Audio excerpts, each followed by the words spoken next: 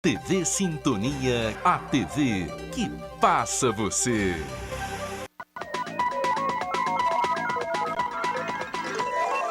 Semana Ilustrada. Apoio Bradesco. Quem tem conta, conta com mais benefícios. Olá, eu sou Maria Borges e vou estar aqui no novo Semana Ilustrada, trazendo para você informação plural, independente e de qualidade, produzida pelas nossas equipes de jornalismo e sempre com um olhar atento para os principais acontecimentos da cidade. E veja agora os destaques desta edição. Justiça realiza mais uma semana de julgamentos de crimes contra a vida. O aumento de homicídios de mulheres no estado. O bota fora contra a dengue no setor norte da cidade. Trânsito é interditado na Avenida Damas do Drummond. E no Radar Cidadão, moradores reclamam de buracos que tomam conta das ruas.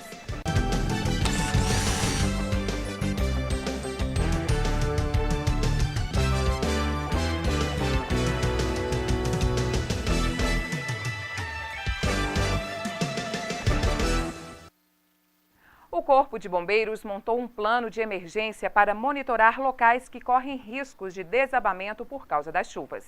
Cássia foi vítima das chuvas recentes.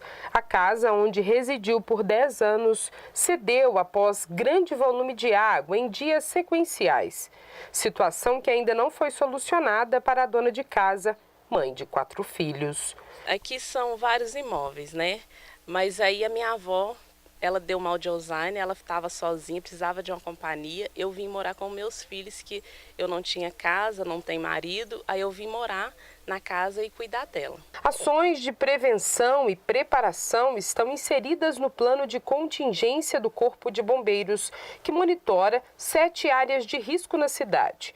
A vistoria na residência da rua Joaquim Augusto Mota, no bairro Padre Alaor, foi feita dias antes da queda das paredes laterais.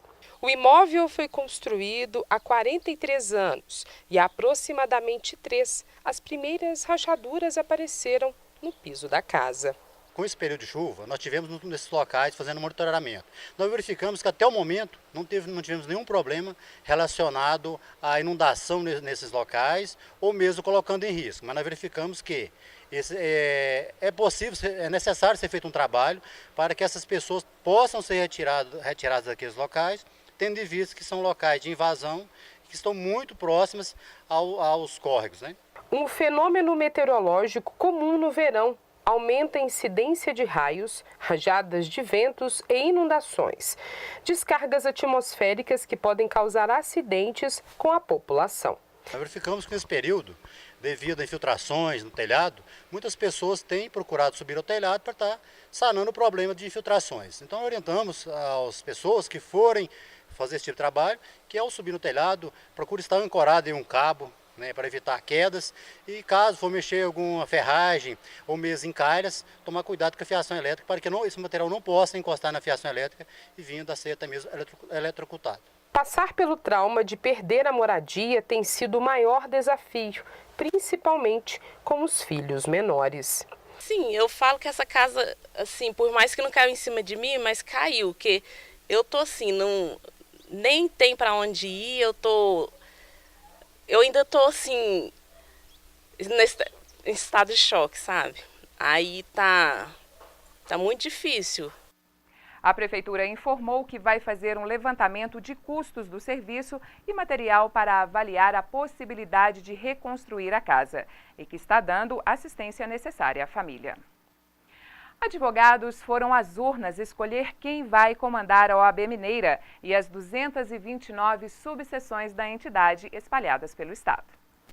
A convocação foi pela escolha dos integrantes da diretoria, Conselho Seccional, Diretoria da Caixa de Assistência, conselheiros federais e suplentes. Igor votou pela primeira vez após se tornar membro da OAB em 2012. Segundo ele, é um dever participar do desenvolvimento das ações. Porque se você ficar só reclamando, ficar em casa e não fazer o seu papel, depois você não pode cobrar uma postura da ordem e tudo. É um órgão muito atuante. As eleições da OAB, da subseção e da OAB estadual aconteceram dentro de 9 horas.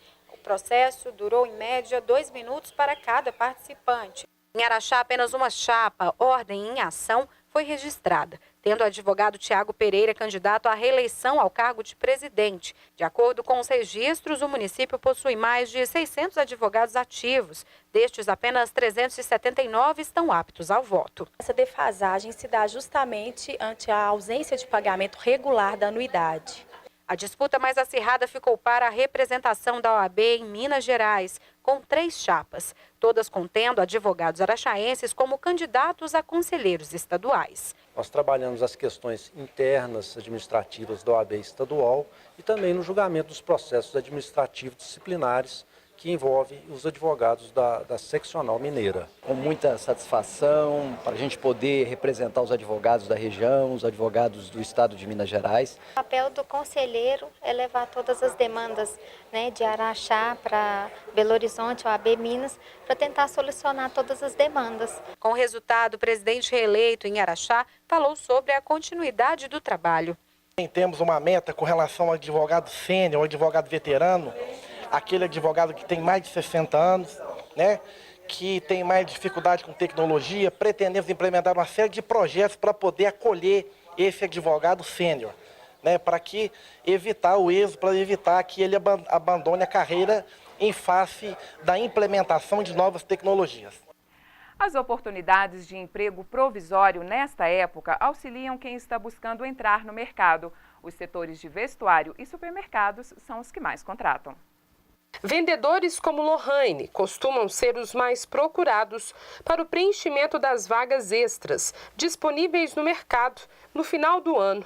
Ela esteve no montante dos temporários em 2017 e teve o cargo renovado, já que tinha experiência na função. Eu tenho grandes amizades, tanto dentro da loja como fora, e o atendimento também, a amizade com o cliente é muito bom. Nessa loja, o gerente recebeu currículos e seleciona os futuros profissionais que vão somar com os já 23 funcionários do quadro fixo. E agora vamos analisar, ver qual que vai ser a contratação, para quantas pessoas nós vamos contratar. As lojas de calçados e roupas devem ser responsáveis, segundo o CDL, por pelo menos metade dessas vagas. Diante da estimativa para o fim do ano, o mercado de trabalhadores temporários deve sofrer incremento, se comparado aos números do ano passado. Durante as festas natalinas, o final de ano chegando, o comércio sempre tem esse histórico de contratações daquela mão de obra para suprir, para complementar o seu quadro. E nesse ano, não diferente, nós temos aí uma projeção de até 10% de contratações temporárias para esse período que vai de novembro a dezembro. Há ainda critérios a serem observados para que a contratação some no dia a dia corrido do mês de dezembro. O empresário, o lojista, principalmente a gente falando aí de comércio, ele tem que buscar aquela pessoa que tem um perfil com seu tipo de negócio, com seu segmento, e tentar fazer com que essas pessoas que buscam, elas também estejam motivadas, se prepararem para estarem aproveitando essa época e serem contratados para um trabalho temporário. A Promotoria de Justiça e a Curadoria da Proteção do Patrimônio Cultural proibiram a demolição da pensão Turmin. O Conselho do Patrimônio Cultural de Araxá havia decidido em março pela demolição do prédio, quando o juiz da terceira vara civil, Rodrigo da Fonseca Caríssimo, suspendeu a tutela de urgência, que determinava que a prefeitura deveria adotar medidas paliativas de conservação. Porém, a Curadoria do Meio Ambiente, Urbanismo e de Proteção do Patrimônio Cultural derrubou a decisão através de ação judicial.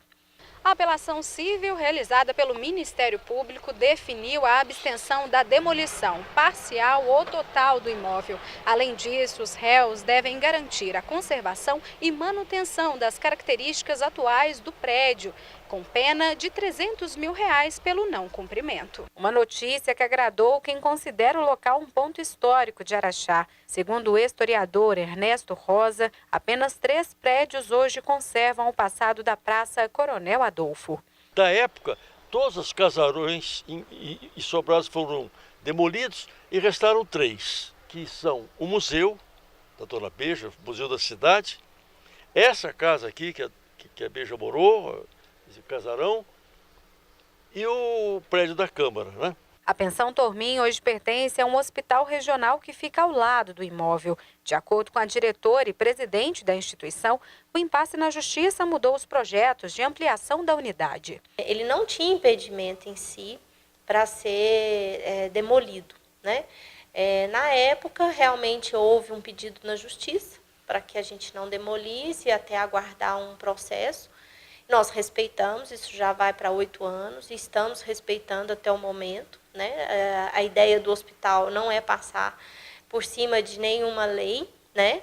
Só que a gente, o sonho, um projeto de se fazer algo pelo hospital, hoje já é um sonho um pouco diferente. As paredes estão em ruínas e algumas escoradas com madeiras. Para muitas pessoas não basta evitar a demolição, é preciso restaurar o patrimônio. A história, a parte cultural, a parte arquitetônica de qualquer cidade, de qualquer município, especialmente de Araxá, até essa parte que foi desmanchada aqui na frente já foi feito tudo errado, porque ele tem que permanecer a origem do município, da cidade. O turista, ele quer ver como que era a cidade, ele não quer coisa moderna porque ele já está no moderno.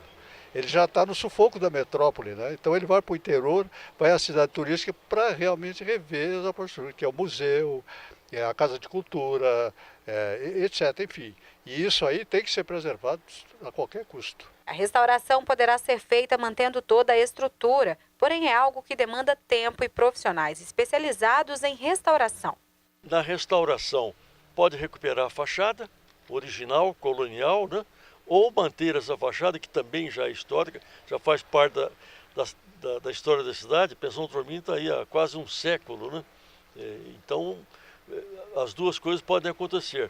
Mas é uma alegria saber que vai ser preservado, que é possível manter. Não desse jeito, escorado, arruinado, né?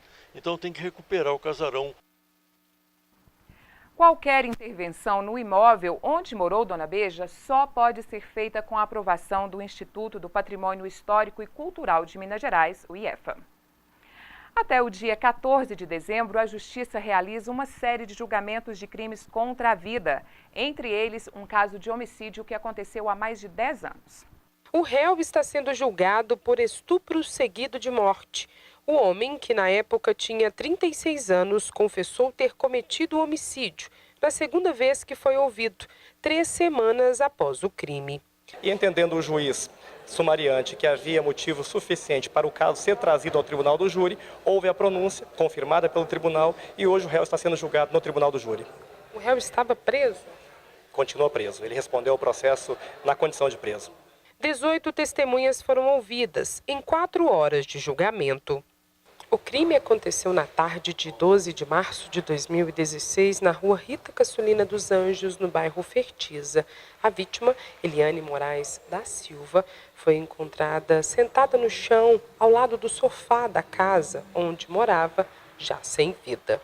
A mulher, que tinha 56 anos, foi asfixiada pelo vestido que usou na data. O estupro foi confirmado em laudo na necrópsia. O réu, último a ser ouvido, negou o crime em depoimento. A pena do homicídio qualificado varia de 12 a 30, do estupro varia de 6 a 10 e do furto de 1 a 4. Aí, havendo condenação por esses 3 delitos, a dosimetria da pena será feita pelo juiz, mas acreditamos que, enfim, seja em torno de 25, 24 anos aproximadamente. O réu Frederico Gabriel Mota foi condenado a 28 anos de cadeia. Pagar dívidas em atraso deve ser mesmo o destino do dinheiro do 13º para boa parte de quem recebe o benefício. Tem direito ao pagamento todas as pessoas com carteira assinada, inclusive domésticos, rurais, temporários e aposentados. Basta possuir, no mínimo, 15 dias de serviço prestado. Muitas pessoas estão em dúvida sobre o que fazer com o dinheiro extra. Será que vão pagar dívidas ou investir em serviços e produtos? Questionamento que divide opiniões. Já pensa logo nisso, vamos acabar com as contas primeiro, né? Aí depois a gente faz alguma coisinha. Eu invisto ele na poupança. Aí quando der eu viajo com ele. Justamente o equilíbrio que deve ser levado em consideração, segundo especialistas. A primeira coisa que você tem que fazer é pagar as suas contas. Quais contas? Se possível todas, é lógico. Mas se não for possível pagar todas, pelo menos aquela conta que tem um juro mais elevado. Por exemplo, cheque especial, né? Cartão de crédito. Então são contas que você precisa de entrar o ano novo sem elas. Você vai ver a seguir. Operação Tapa Buracos é apenas paliativo, segundo motoristas. O Semana Ilustrada volta já.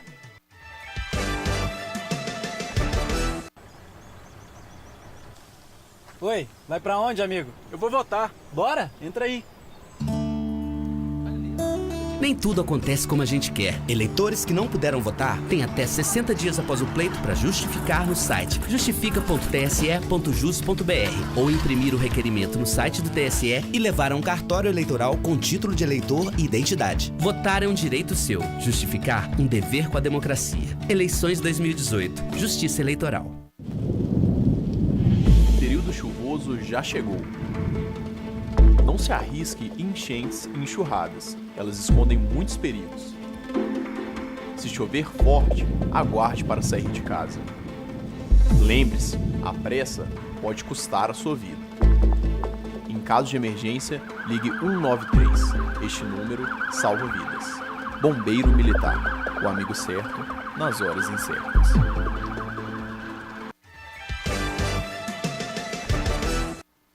Um balanço da Polícia Civil aponta que homicídios de mulheres por questões de gênero, o chamado feminicídio, teve crescimento preocupante no estado. 41 anos, com 2 golpes de faca no bairro Salomão Drummond, em outubro deste ano.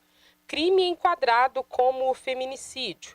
Segundo as investigações, a motivação foi desentendimento do casal para a divisão de bens.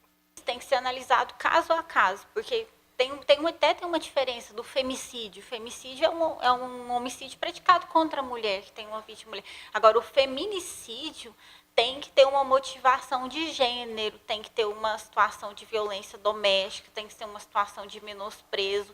Ele tem que estar praticando aquele crime por ela ser mulher.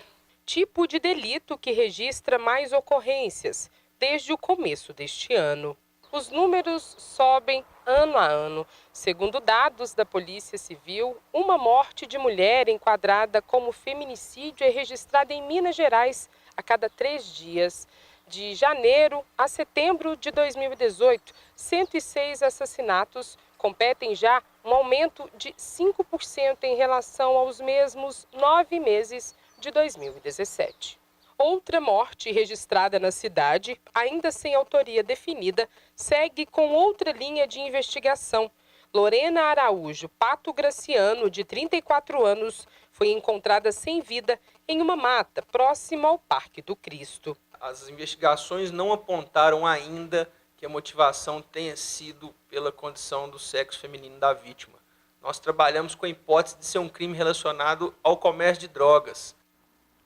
Uma rotatória na Avenida Damaso Drummond, entre o Centro de Atendimento à Mulher e o Corpo de Bombeiros, foi interditada por tempo indeterminado, por causa de uma ruptura na rede de esgotos.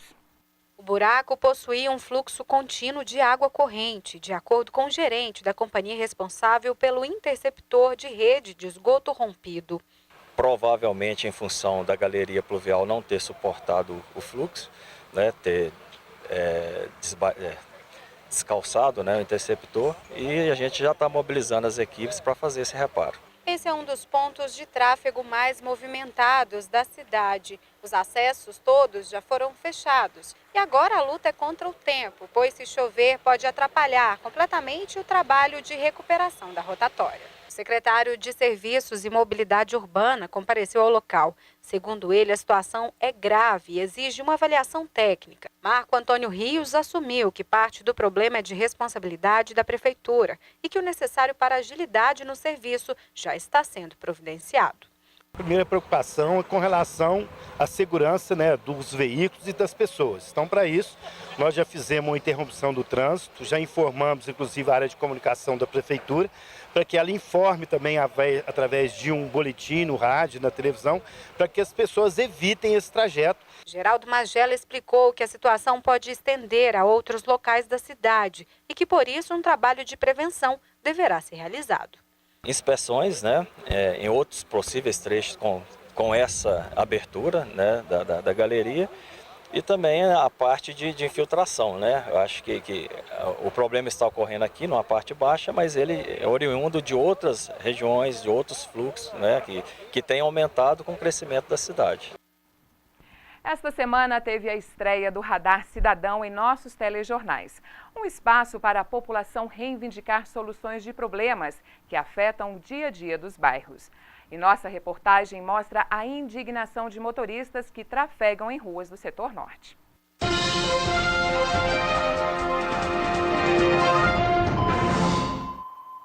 Receio e cautela.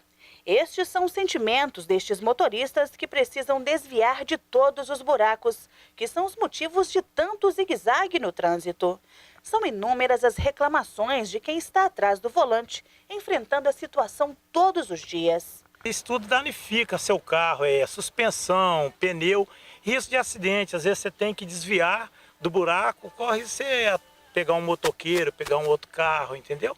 Segundo esta funcionária pública estadual aposentada, neste período chuvoso as dificuldades só aumentam. Tá difícil não, tá impossível. Um perigo você cair e quebrar o carro. E quando tá chovendo, a água vai tampando tudo, aí você não sabe qual é o buraco que tá mais fundo, tá?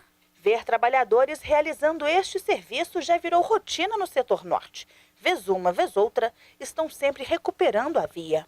De acordo com os moradores, apenas a operação tapa-buracos não é o suficiente para resolver os problemas da via e solicitam um recapeamento de toda a avenida. Esta é a principal reivindicação. Este advogado explica de que nada tem adiantado tanta mão de obra e ainda reclama dos prejuízos que tem sofrido devido às más condições do asfalto. É começar as chuvas que os buracos reabrem de novo e sempre maiores do que os anteriores.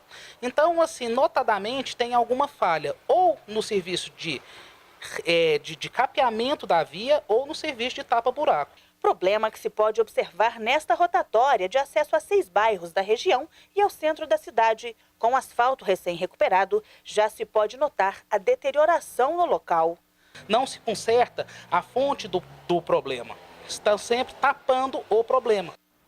A Secretaria de Obras Públicas informou que está sendo viabilizado junto ao governo federal um convênio de 45 milhões de reais para serviços de mobilidade urbana, o que inclui o recapeamento definitivo das vias citadas na reportagem, mas que não há prazo para o início das obras.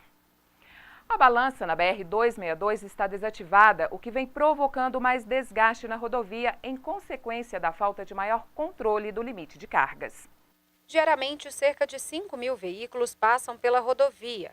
Destes, 60% são de carga, que transportam diversos produtos e mercadorias para todo o país. Porém, aproximadamente 90 dias, o local de pesagem obrigatória não está funcionando e os caminhões seguem viagem sem a devida comprovação do peso. A previsão é que a reativação da balança ocorresse ainda em novembro, mas a data não foi divulgada. Segundo a concessionária, o equipamento foi desligado para aferição manual em 3 de setembro, pelo Instituto de Metrologia, Qualidade e Tecnologia, o Inmetro. A estrada passa também por obras no trecho para melhorias no asfalto. E a Polícia Rodoviária Federal aumentou a fiscalização.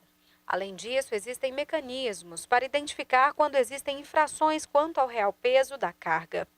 Eles, às vezes, lançam mão de utilizar 2 notas fiscais, sendo uma com o valor correto do peso, outra com o valor fictício. E essa é a fraude mais comum que se utiliza normalmente. Enquanto a ativação da balança não acontece durante as operações, a documentação é exigida com mais rigor, como determina a lei. A fiscalização de peso dos veículos que transitam aqui na 262 é feita de 2 formas. Pela fiscalização em cima da nota fiscal apresentada pelo condutor ou pelo procedimento de pesagem propriamente dito na balança que é aqui operada pelo DENIT. Nossa reportagem procurou a Agência Nacional de Transportes Terrestres responsável pela administração da balança, mas o órgão não informou quando o local volta a funcionar. Lotes abandonados se transformaram em um problema de saúde pública. A responsabilidade da limpeza nem sempre é levada em conta pelos proprietários e quem sofre são os vizinhos destes locais.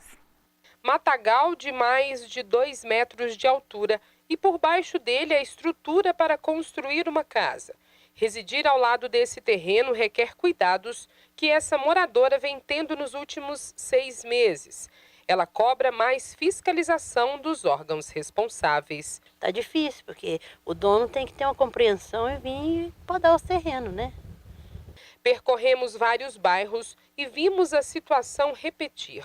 No quarteirão da Rua Coromandel, o passeio foi limpo por um dos moradores, que utilizou o mesmo produto que usa no quintal dele. E Leide auxiliou na retirada de uma infestação de moluscos no muro. Tava vindo tudo para dentro de casa, tava ali no muro de casa também, e a gente teve que colocar fogo neles para acabar um pouco. São mais de 14 mil lotes na cidade, segundo o IPDSA, e mantê-los limpos é responsabilidade dos proprietários. Quem não o faz é multado. Aqui, como um exemplo, o mato é até confundido com uma árvore. Além do mato alto, esse churrasqueiro diz que a área próxima à casa dele está virando criadouro de caramujos. Fiz 2 reclamações do IPDSA e assim, a gente não tive uma resposta direta, eu acho que não por procurar mesmo, mas ainda não teve nenhuma solução do problema. O Instituto de Planejamento e Desenvolvimento Sustentável informou que já notificou os donos dos terrenos mostrados na reportagem. Eles vão pagar multas de até R$ 250 e o valor dobra em caso de reincidência. E a Polícia do Meio Ambiente intensificou as ações para inibir pescadores que insistem em não cumprir a legislação que protege a época de reprodução dos peixes. As ocorrências aumentaram este ano. A pesca está proibida, mas as infrações não param de acontecer. A Companhia de Polícia Ambiental de Araxá já registrou diversos casos. No balanço parcial, as multas já somam cerca de R$10 mil. Mais de 100 quilos de pescado apreendido, mais de 30 redes ou tarrafas em todos os nossos municípios. A restrição neste período tem como objetivo a preservação das espécies em rios e lagos. Além disso, a confirmação de que todo pescador amador tem a licença do IEF. A piracema é o fenômeno que ocorre em todo o mundo, que significa a subida do peixe para o processo de reprodução. No município existem alguns pontos específicos de fiscalização. Temos aqui o reservatório de Nova Ponte, o rio Quebranzol, também na região de Ibiá, que também merece nossa atenção. E em relação ao Rio Grande, também na área de Sacramento, a gente tem também essa fiscalização voltada para lá, porque a gente tem uma normatização específica, na verdade, que é a portaria de número 39 de 2003. Essa portaria ela veda a pesca nesses locais, mesmo a despesca, que é aquele pesca e solte. O trabalho intensivo da Polícia Ambiental através das ações e denúncias podem reduzir o número de crimes relacionados ao período. A Lei 9.605 ela é bem clara no seu artigo 34. Então o pescador, ele seja amador ou profissional, que desrespeita essas regras, ele está incidindo no crime nesse mesmo artigo, com pena de detenção de 1 a 3 anos. As fiscalizações continuam em rios e lagos da região até o dia 28 de fevereiro. No próximo bloco, a polêmica em torno do corte de árvores na área urbana. E Minas Gerais é um dos estados com maior número de carros clonados do país. O Semana Ilustrada volta daqui a pouco.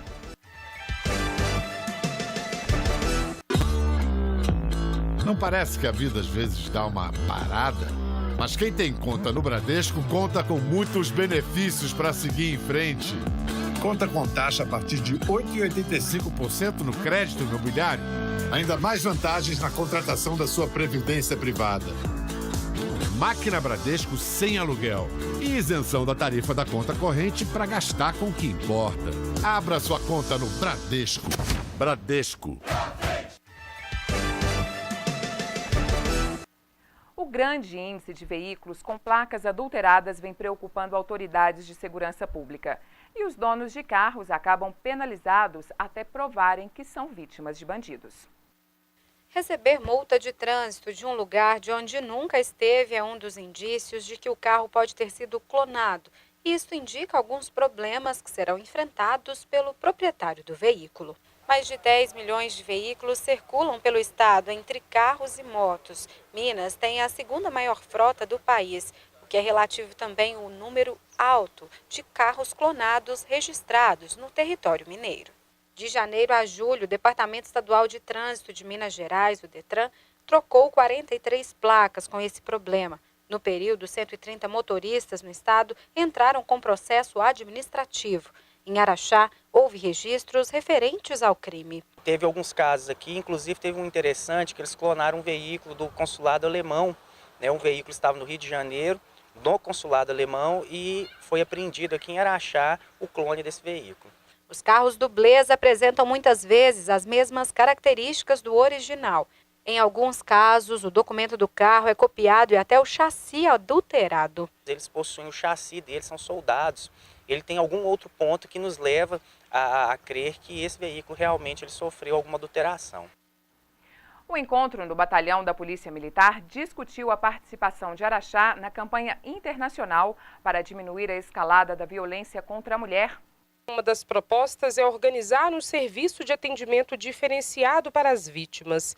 Equipe de profissionais e representantes de instituições em um pensamento único no combate a esses crimes. Nesse sentido, nós apresentamos a proposta de reativação do Conselho Municipal da Mulher, que já foi criado aqui na cidade, mas infelizmente ele não está ativo. Então é preciso ativar esse conselho para que a gente tenha um espaço de discussão permanente desse problema. Por quase 3 horas, traçaram metas que em conjunto buscam reduzir o volume de ocorrências, considerado muito elevado. Uma forma de auxiliar é a punição pela prática em maior gravidade. E será aumentada em 1/3 a pena para quem descumprir as medidas protetivas previstas na Lei Maria da Penha. A campanha 16 dias de ativismo no combate à violência contra mulheres e meninas não termina em 10 de dezembro, com ações sequenciais no município. Que é um período que são desenvolvidas atividades em todo o mundo para o fim da violência contra a mulher. É um eixo que está contemplado nos trabalhos da agenda comum intersetorial. Está faltando vacinas na rede pública de saúde. Com isso, doenças que já foram controladas podem surgir novamente, porque as pessoas não retornam para colocar o cartão de imunização em dia. Acompanhar o calendário de vacinas é um dever muito importante. Garante a imunização de diversas doenças e previne danos à saúde. Mesmo as que demoram vários anos, como a de tétano que eu tomei agora, que a gente sempre esquece, né? Então é sempre importante você lembrar, atualizar. Mas quando falta o medicamento nos postos, é um transtorno para quem depende do serviço público. No caso da vacina meningite C, a gente até recebeu um ofício do governo, falando que estava com problema na produção. De acordo com a coordenadora da Vigilância em Saúde do município, as doses distribuídas chegam à cidade através de lotes encaminhados pelo governo. As vacinas são fornecidas pelo Estado, não tem como o município adquirir, Então isso é cíclico, tem alguma época do ano que tem algum desabastecimento de algum imunobiológico. E sempre o Ministério da Saúde manda portarias nos notificando de quais as vacinas que estão em falta. A produção às vezes não é no Brasil, é fora. Então sempre falta uma ou outra vacina. Isso é péssimo para a gente que trabalha com vacina. De acordo com a Secretaria de Saúde, esta semana houve uma nova recomposição das vacinas que faltavam no município e pede para que a comunidade possa ir aos postos vacinar, mesmo sem a mobilização das campanhas para doenças específicas. No período, por exemplo, a vacina da febre amarela já está disponibilizada nas unidades, mesmo antes da mobilização do dia D. A conscientização da comunidade em comparecer para pôr em dia as vacinas é fundamental. Nós estamos fazendo trabalho nas creches, olhando todos os cartões de vacina, pedindo os pais para voltar, porque às vezes levou, estava faltando e não voltou mais. Segundo o Ministério da Saúde, a maioria das vacinas indicadas para crianças com menos de 1 ano não alcançou a meta. O Tiro de Guerra Capitão Barros encerrou o ano da instituição com a formatura dos novos atiradores. Durante a cerimônia foi anunciado o novo chefe da instituição. Compromisso à bandeira nacional para os jovens responsáveis pela segurança da pátria, defendendo a soberania e a liberdade do povo brasileiro. O prefeito e diretor do Tiro de Guerra Araxá ressalta o papel dos jovens que passaram pelo processo. O aprendizado com os valores nacionais, com os valores sociais e, acima de tudo, com os valores da união entre as pessoas do mesmo país, do mesmo estado e da mesma cidade, é que dão realmente a sustentação para tudo aquilo que nós queremos e pretendemos e temos condições de realizar. Pátio lotado para a solenidade que reuniu entre pais e amigos dos atiradores, autoridades que atuam na segurança da população. Subtenente Denner, que atuou no quartel por quase 3 anos, segue para uma nova missão em Brasília. A experiência de tiro de guerra também é ímpar. É uma janela que se abre na carreira da gente num período muito curto, entre primeiro, sargento e subtenente. Eu consegui entrar nessa janela e fui brindado aí com o tiro de guerra Capitão Barros. O comando da próxima turma fica a cargo de Ney Lúcio do Nascimento, que chegou na cidade em janeiro deste ano. A gente vem mantendo o nível A de aproveitamento, então isso aí demonstra que o trabalho feito pelos instrutores que me antecederam aí foi um excelente trabalho. E eu só tenho que manter e procurar melhorar alguma coisa.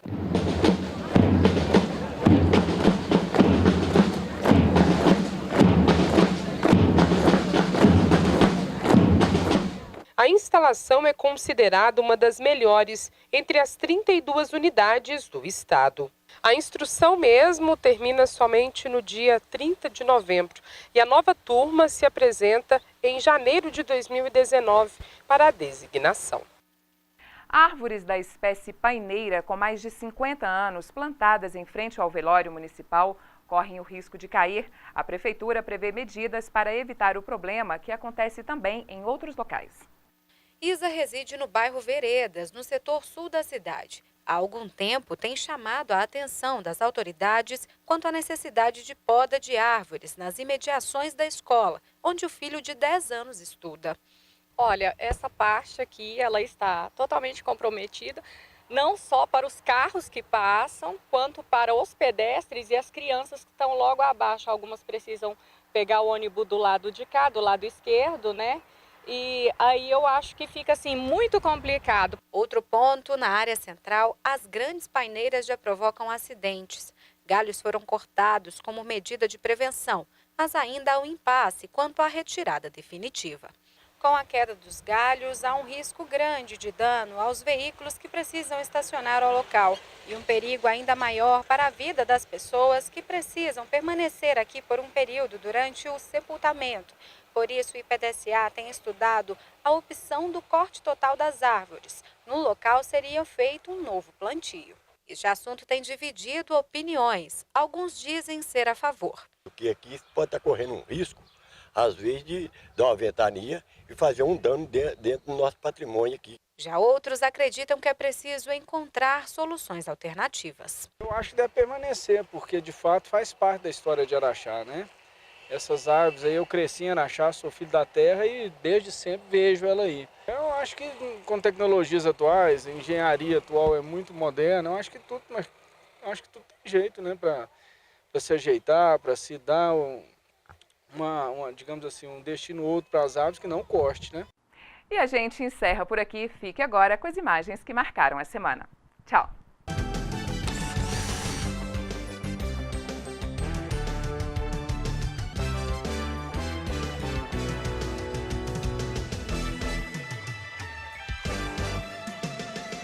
Semana Ilustrada. Apoio Bradesco. Quem tem conta, conta com mais benefícios.